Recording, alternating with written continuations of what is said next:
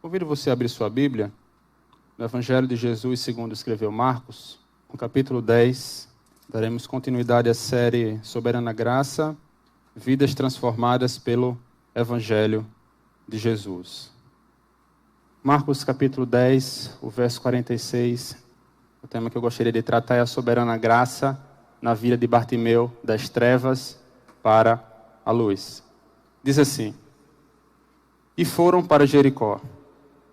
Quando Jesus saía de Jericó, juntamente com os discípulos e numerosa multidão, Bartimeu, um cego mendigo, filho de Timeu, estava à beira do caminho. E ouvindo que era Jesus, o Nazareno, começou a gritar: Jesus, filho de Davi, tenha compaixão de mim. E muitos o repreendiam para que se calasse. Mas ele gritava cada vez mais: Filho de Davi, tenha compaixão de mim. Jesus parou e disse: Chamem o cego. Chamaram então o cego, dizendo-lhe: Coragem, levanta-te, porque ele está chamando você. Atirando a capa para o lado, o cego levantou-se de um salto e foi até onde estava Jesus, que lhe perguntou: O que você quer que eu lhe faça? O cego respondeu: Mestre, que eu possa ver de novo. Então Jesus lhe disse: Vá, a sua fé salvou você. Imediatamente passou a ver e foi seguindo Jesus, estrada fora, ou pelo caminho. Só essa leitura, meus irmãos, já nos edifica bastante.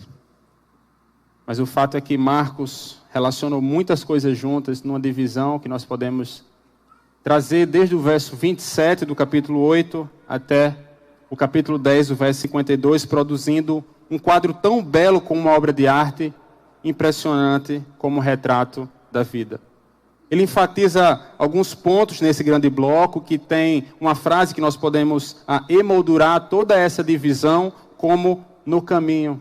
Jesus estava no caminho, numa peregrinação até Jerusalém.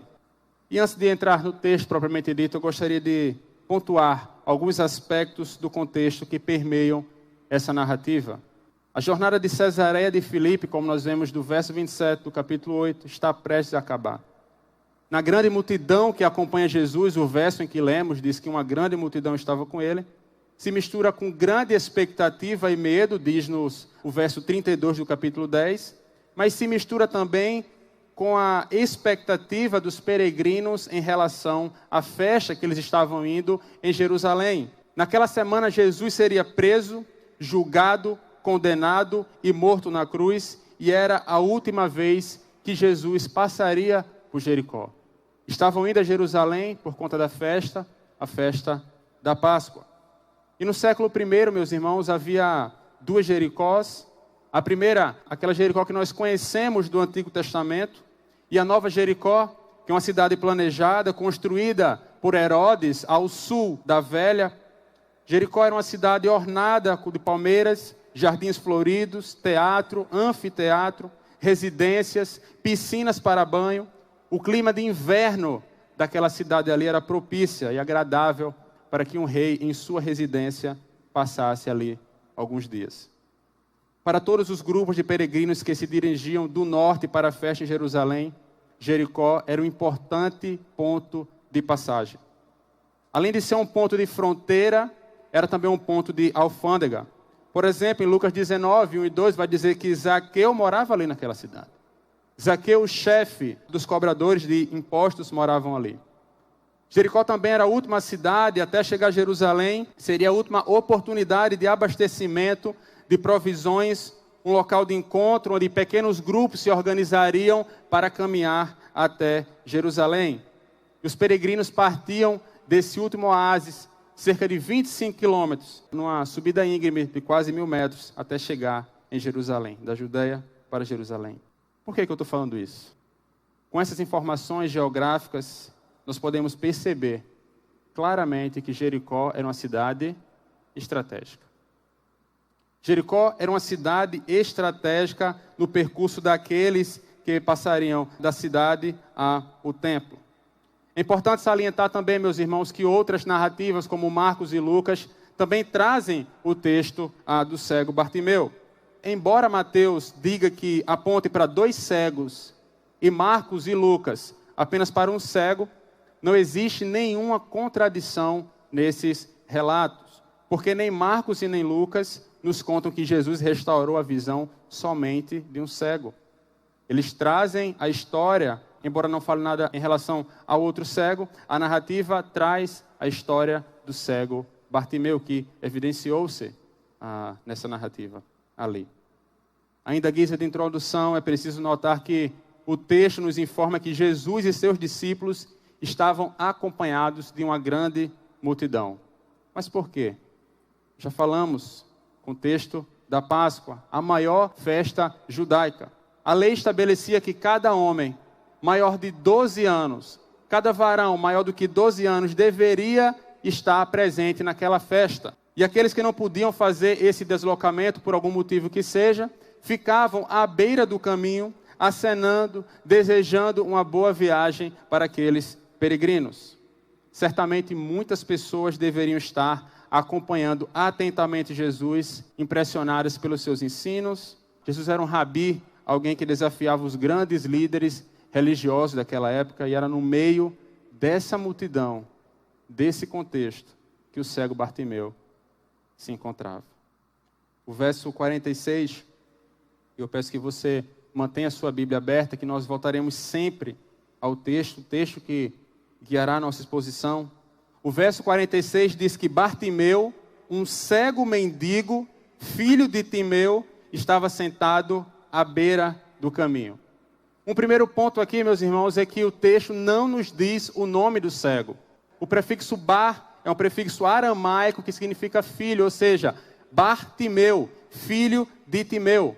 Bartimeu não é um nome próprio.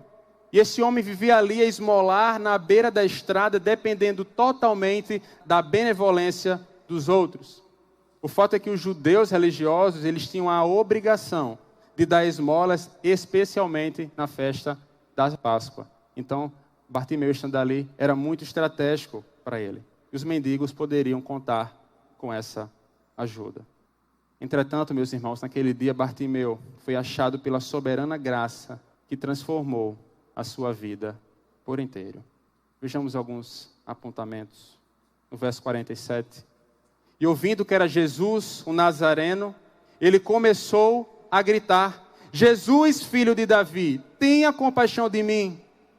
O que é que nós podemos notar, meus irmãos? É que nessas encruzilhadas dessas estradas, Jesus era assunto de conversas há muito tempo. Os cegos não eram pessoas versadas na lei, por ser deficiente estavam à margem da sociedade, não existia sistema em braille para que ele, tateando, pudesse ler. Eles aprendiam pelo quê? Ouviam da Torá, assim como os outros judeus que eram analfabetos. Porém, a fama de Jesus corria e aquele homem cego sabia que quem estava passando ali era aquele homem de quem ele ouvia falar. E as várias intervenções desafiadoras de Jesus, em palavras e ações, seus milagres, seus ensinos, sua autoridade, tudo isso estava na boca das pessoas. E Bartimeu parece captar mais do mundo à sua volta do que se imagina, porque o ouvir leva o crer daquele homem. Mas se nós olharmos nas Escrituras, meus irmãos, nós vemos que Bartimeu não foi o único a agir assim. Nós temos, por exemplo, a mulher com hemorragia, lá em Marcos 5. Nos diz que quando ouviu falar de Jesus, chegou-se por trás dele no meio da multidão e tocou no seu manto. Ela ouviu falar de Jesus, ouviu falar quem Jesus era, e o ouvir levou o crer daquela mulher. Uma mulher que já sofria 12 anos com hemorragia, luta contra a multidão, toca nas vestes de Jesus, porque ela pensava: se eu tão somente tocar em seu manto, ficarei curada. E o texto nos diz que imediatamente cessou sua hemorragia e ela sentiu em seu corpo que estava livre do seu sofrimento. Mas não só Bartimeu e não só essa mulher. Os evangelhos também nos trazem, Marcos nos traz a mulher Ciro-fenícia, ou a mulher cananeia. O texto lá em Marcos 7, 25 nos diz que, de fato, logo que ouviu falar dele, certa mulher, cuja filha estava com espírito imundo, veio e lançou-se a seus pés. Nós vemos claramente, meus irmãos, aqui nós aprendemos que os ensinos e os feitos de Jesus o precediam. As pessoas vinham até ele, pois criam que ele era, de fato, o ungido de Deus. E o cego Bartimeu, sabendo que Jesus passava por ali, começa a gritar. E nesse ponto eu gostaria de fazer uma primeira aplicação. Porque o mundo clama por socorro. Pessoas clamam desesperadas nos 4 cantos da nossa cidade, do nosso país, do mundo. E não necessariamente são gritos expressos em alta voz, mas gritos da alma. Gritos que são ecoados e que somente a igreja de Cristo Jesus pode ouvir. Gritos de desespero, de pessoas que estão afundadas no pecado. E quando a gente pensa em pecado, em afundar no pecado, nós pensamos primeiramente nos pecados públicos. No drogado, numa prostituta. Mas esquecemos daqueles que estão afundados em seus pecados privados. Em seu quarto trancado, com o computador ligado, depois do horário do expediente, quando todo mundo sai. No descaso com sua esposa, com seus filhos, com seu marido. A essas profundas doenças, não há nenhuma instituição humana que possa levar uma mensagem de esperança no cerne da questão. Somente a igreja de Cristo Jesus. Mas como? Existem coisas, meus irmãos, que, por exemplo, o Estado não pode fazer que nós podemos fazer. E uma das principais dessas atividades, eu aponto, podia destacar algumas, mas eu quero destacar uma que é a pregação do Evangelho. Porque Deus, embora eleja os fins, também elege o meio. E o meio pelo qual Ele escolheu para trazer pessoas das trevas para a luz é a pregação da palavra. A pregação do Santo Evangelho. A soberania de Deus sobre todas as áreas da nossa vida é uma verdade que nós professamos. É uma verdade que nós lemos nas Escrituras. Nós cantamos, Tu és soberano sobre os céus, sobre a terra, Tu és Senhor sobre tudo. O Senhor é soberano sobre todas as áreas da nossa vida. Mas aprove ao Senhor salvar pessoas por meio da pregação do Evangelho, que para o homem é loucura. Romanos 10:17 vai nos dizer que a fé vem pelo ouvir, e ouvir a palavra de Cristo, de Deus. O clamor do mundo deve ser ouvido pela igreja, o clamor de almas mortas em seus delitos, em seus pecados. E nós, enquanto igreja, meus irmãos, nós não podemos negligenciar tamanha vocação. Não podemos negligenciar nossa vocação e não podemos tapar os nossos ouvidos para esses gritos. O apóstolo Paulo escreve aos Coríntios, 2 Coríntios capítulo 4, versos 6 e 7. Pois Deus que disse, das trevas resplandeça a luz, Ele mesmo brilhou em nossos corações para a iluminação do conhecimento da glória de Deus na face de Cristo. Mas temos esse tesouro em vasos de barro, para mostrar que este poder, que a tudo excede, provém de Deus e não de nós. Paulo está falando da gente. Nós somos os vasos de barro, mas dentro de nós, dentro desse vaso, no poder de Deus, nós devemos pregar a mensagem de Cristo Jesus, que é o tesouro dentro do vaso de barro, a fim de que o Senhor salve os seus. Charles Spurgeon tem uma frase emblemática que diz que o Evangelho é como um leão enjaulado. Nós não precisamos defendê-lo, nós só precisamos deixar que ele saia da jaula. E a nossa função, meus irmãos, a minha função e a função do irmão, não é defender o Evangelho, porque Cristo não precisa de defesa. Deus não precisa de defesa. A nossa função, enquanto o Evangelho como leão, dentro de uma jaula, é abrir a jaula. E o Evangelho, como leão, pegará aqueles que Deus quiser salvar. Nós contemplamos ainda no verso 47 que, com sua cegueira, Bartimeu enxergou mais do que os sacerdotes, os escribas, os fariseus, porque estes tinham olhos, mas não tinham discernimento. Bartimeu era cego, mas enxergava com os olhos da alma. E Bartimeu chama Jesus ele grita, chamando Jesus de filho de Davi. Filho de Davi aponta para Jesus como Messias régio, ou seja, aquele que viria da mesma linhagem do rei Davi. E o fato desse cego chamar Jesus de filho de Davi revela que ele reconhecia Jesus como Messias, enquanto os muitos que haviam testemunhado os milagres de Jesus com seus olhos físicos a respeito da sua identidade, recusando-se a enxergar essa verdade. Bartimeu não teve o privilégio, assim como nós, de contemplar os feitos de Jesus com nossos olhos físicos, mas contemplou com os olhos da alma. E veja a beleza do verso 47, porque aqui há uma mudança que nós chamamos na teologia, uma mudança da cristologia. Ele escuta que Jesus, o Nazareno, está passando e clama, chamando de filho de Davi. Suas palavras indicam que ele encontrava-se entre aqueles que poderiam dar uma melhor resposta àquela pergunta que Jesus fez. Quem diz o povo que eu sou? Simão Pedro respondeu, tu és o Cristo, o Filho do Deus vivo. Respondeu Jesus, feliz é você, Simão, filho de Jonas, porque isso não lhe foi revelado por carne ou sangue, mas por meu Pai que está nos céus. A declaração de Bartimeu, meus irmãos, assim como a de Pedro, não é versada em seu intelecto, na sua mera capacidade cognitiva, ou simplesmente de forma racional. Bartimeu só professa que Jesus é o filho de Davi, o Messias, porque o Pai que está nos céus o revelou.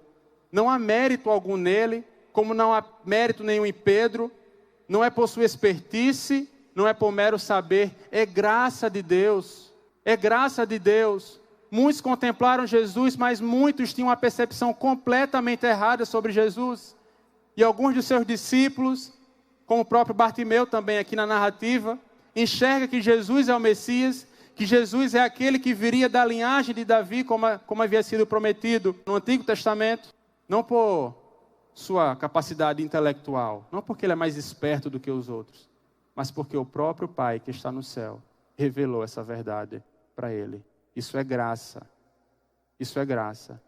E se você e eu estamos aqui nessa manhã, estamos por conta da graça de Cristo Jesus.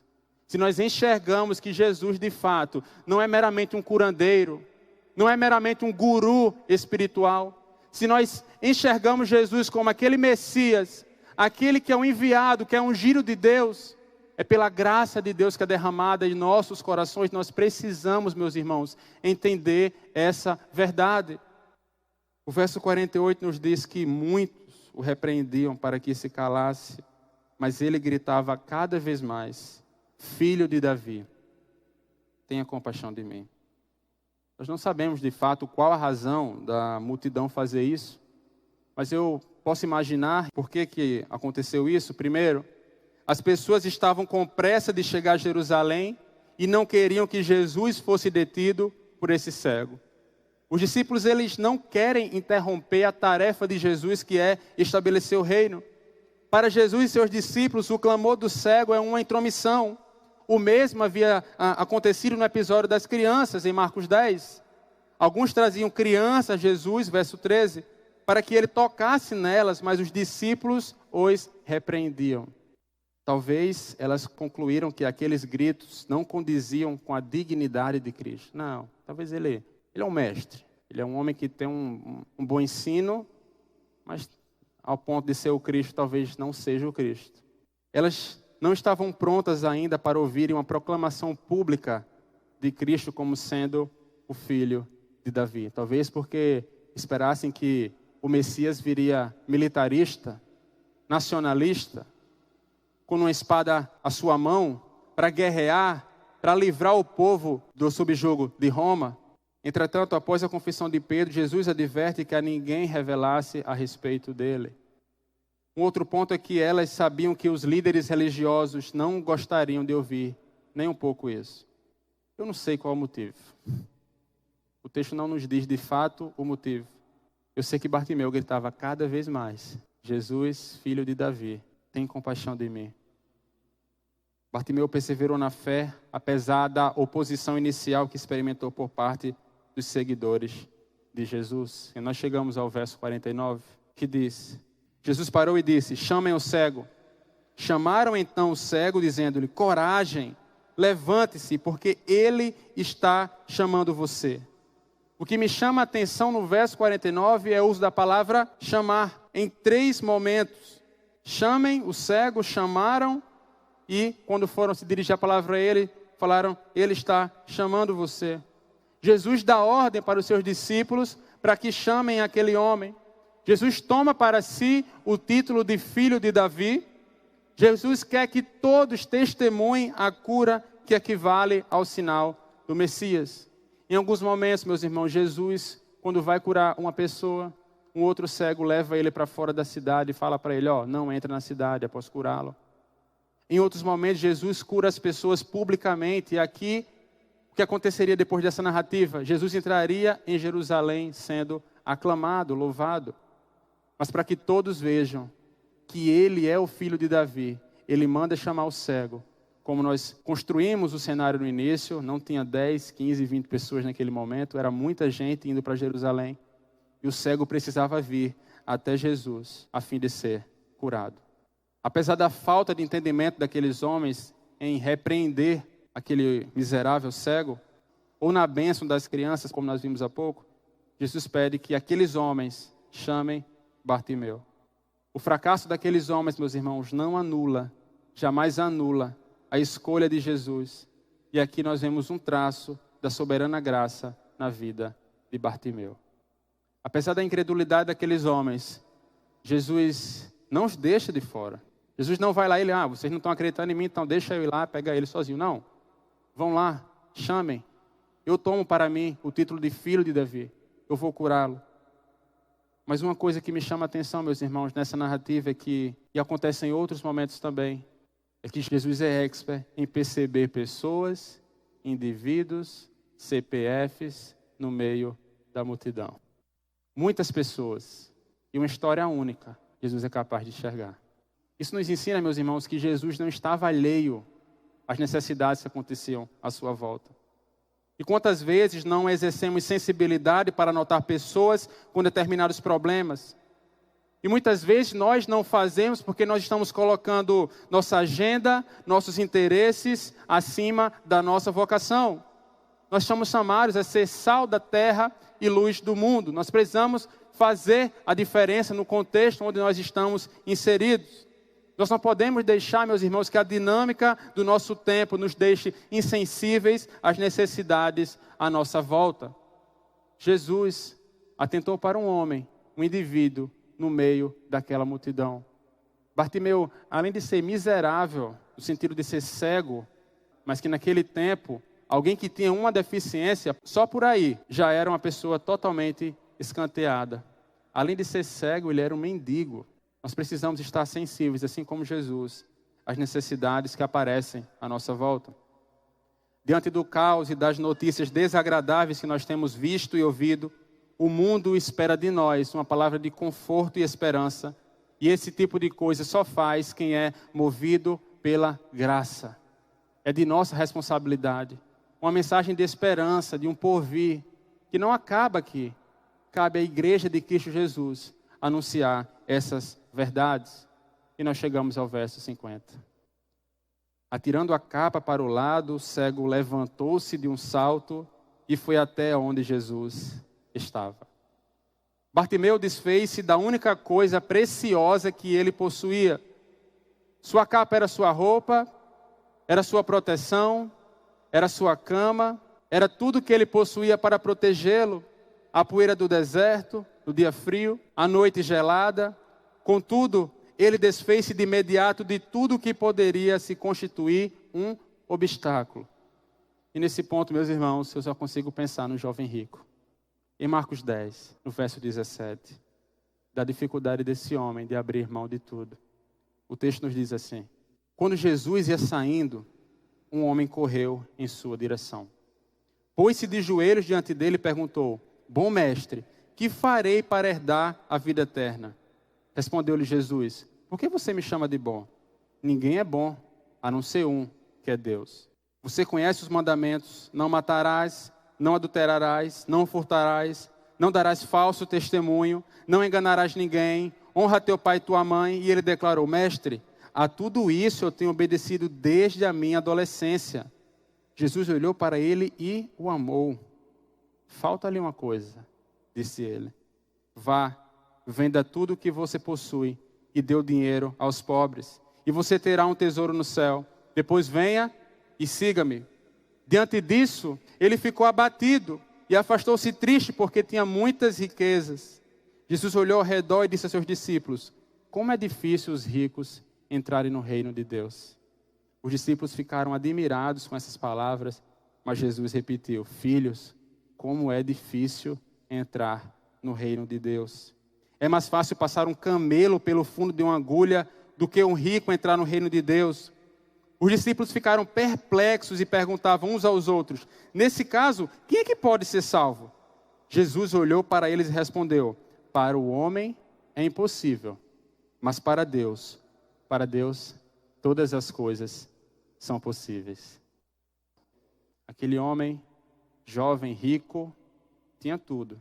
Obedecia, era versado na lei, sabia de tudo, cumpria os mandamentos, mas tinha um ídolo guardado no seu coração, sua riqueza.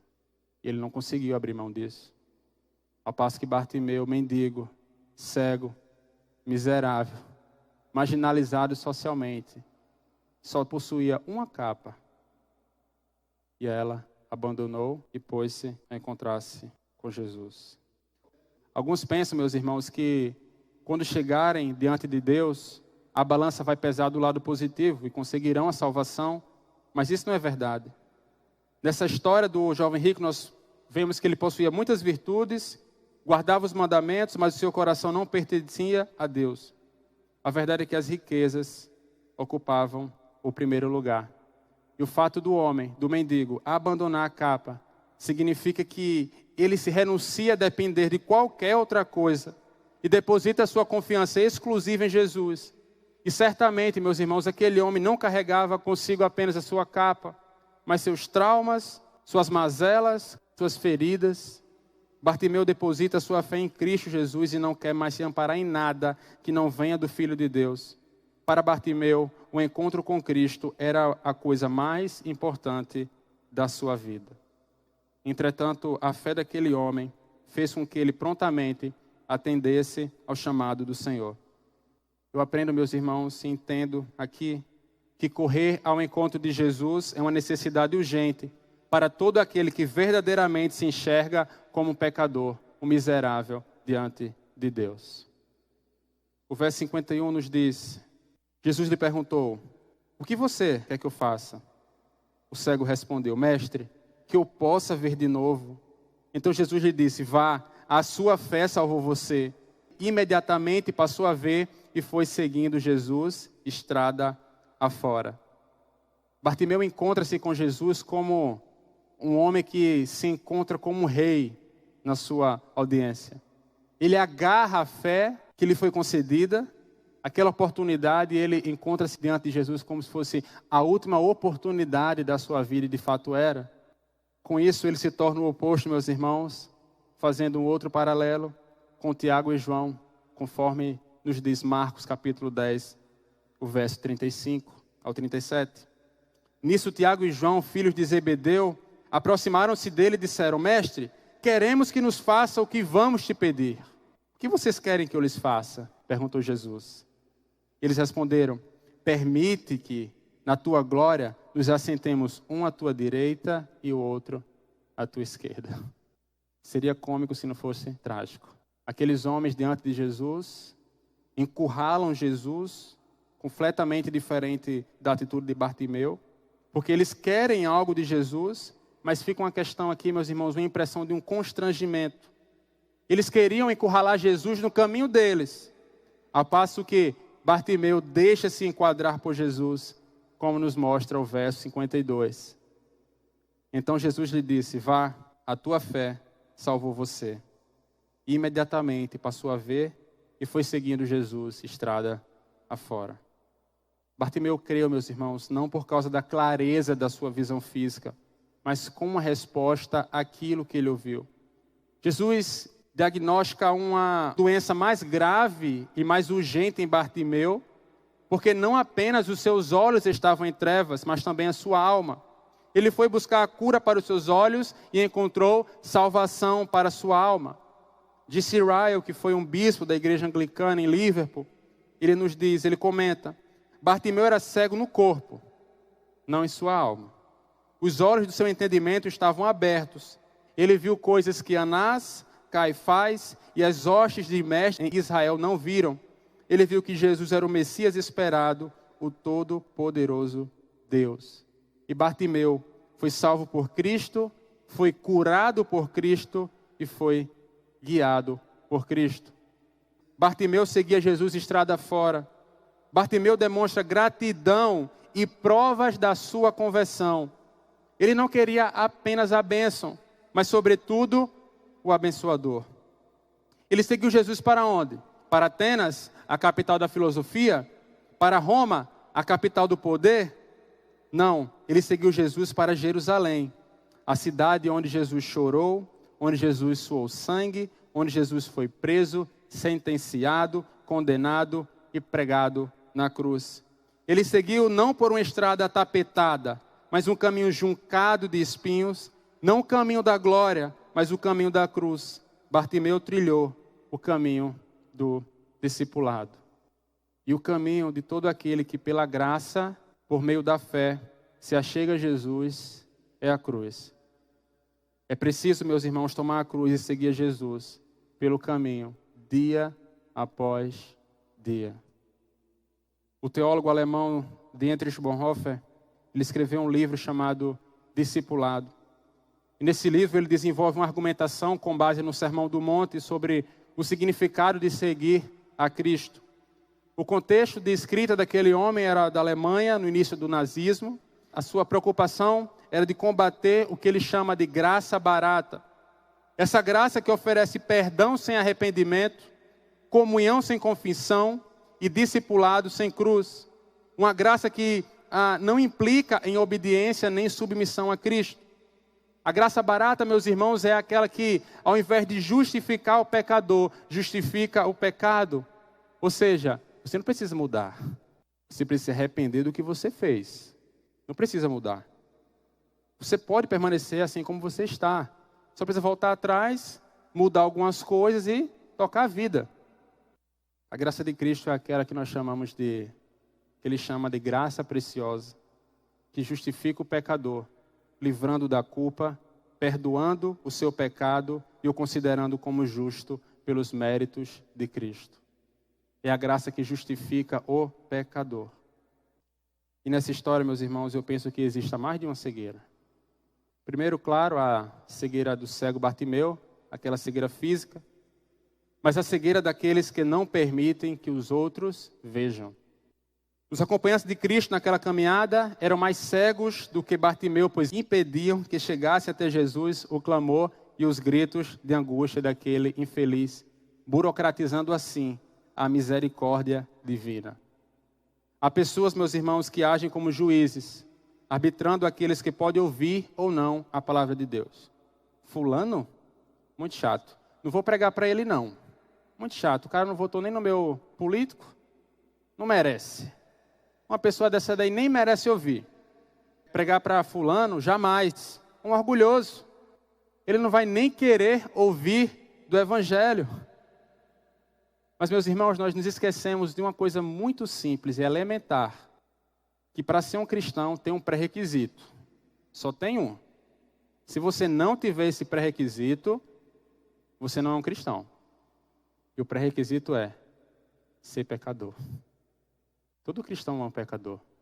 Todos os homens são pecadores, incluindo os cristãos. A única diferença é de que lado você está nessa luta. Porque o ímpio, como disse Mark Dever, o ímpio está do lado do pecado na luta com Deus. O cristão está do lado de Deus na luta contra o pecado. Eu tive recentemente a oportunidade de conversar com um jovem sobre um evangelho. Expus para ele as principais verdades.